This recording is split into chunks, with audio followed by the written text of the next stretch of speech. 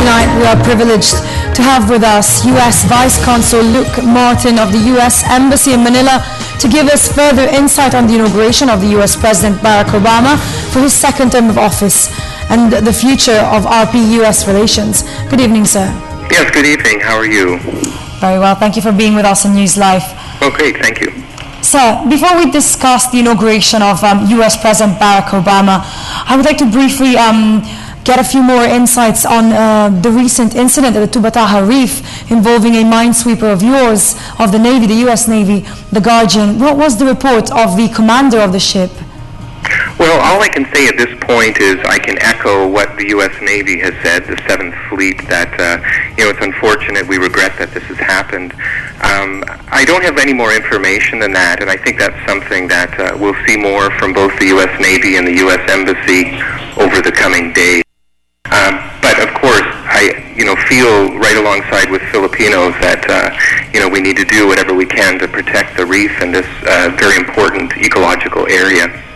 So you don't have any further details given by the commander of the ship at all? No, at this time we don't have anything else official that's been released.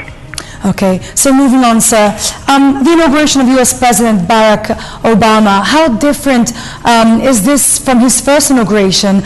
What message is he expected to deliver, especially to the allies of the United States, to include the Philippines? Well, I think one of the important messages is going to be related to, the economic goals that we're going to be seeing. A second term is a little different where the president can focus on, some of his important initiatives. He's not going to be worrying about re-election, so he's going to be looking forward to what can he accomplish. So anything economic, certainly that relates to the relationship between the Philippines and the United States. So, how important is the Asia-Pacific region to the United States, given very hot issues regarding disputed territories, to include those being contested by China and other claimant countries like the Philippines? Well, certainly I think that they're, but I think at this time I'm kind of more comfortable talking about the inauguration. Actually there was one interesting quote. I think that there's been a lot of conflict through the presidential election process, and President Obama said this really isn't about winning or celebrating a victory, but it's about the incredible nation that we call home. And I think for Americans that's really the importance of the inauguration. It's this new start and a celebration of home.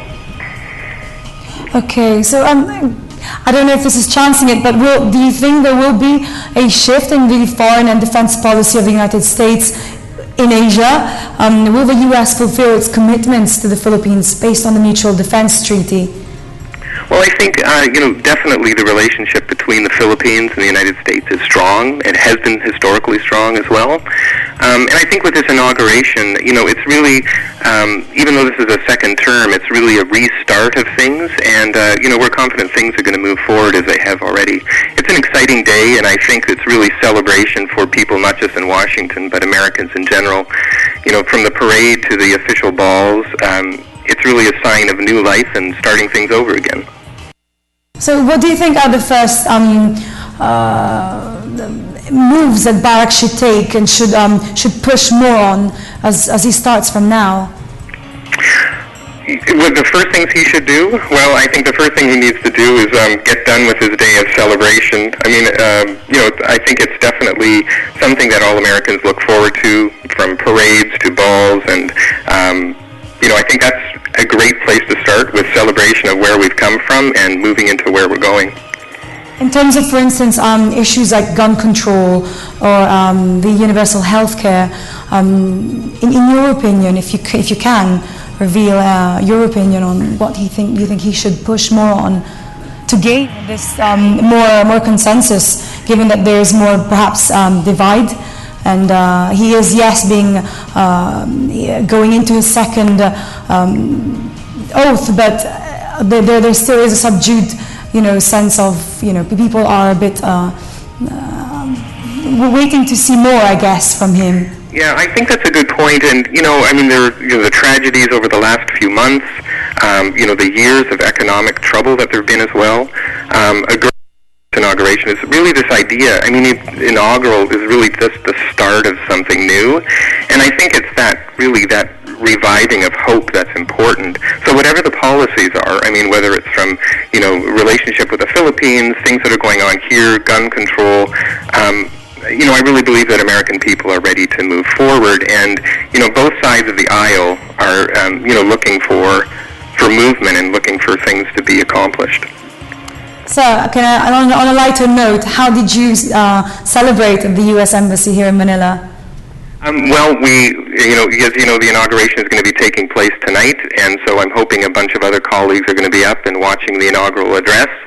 I wish I were there celebrating by eating some of the wonderful food, from the steamed lobster to the hickory grilled bison. It all looks very wonderful. But I think we're happy to be in the Philippines, where things are nice and warm, even though it's a little cool here lately, but it's a lot warmer than back in Washington. And final word from you. Well, definitely thank you for the the opportunity to come on, and we really look forward to these next 4 years. We're glad in Manila, and look forward to continuing working with the Philippine people. And thanks very much. Oh, thank you very much, Vice Consul Luke Martin of the U.S. Embassy in Manila. Thank you, Isabella. Have a nice evening. You too.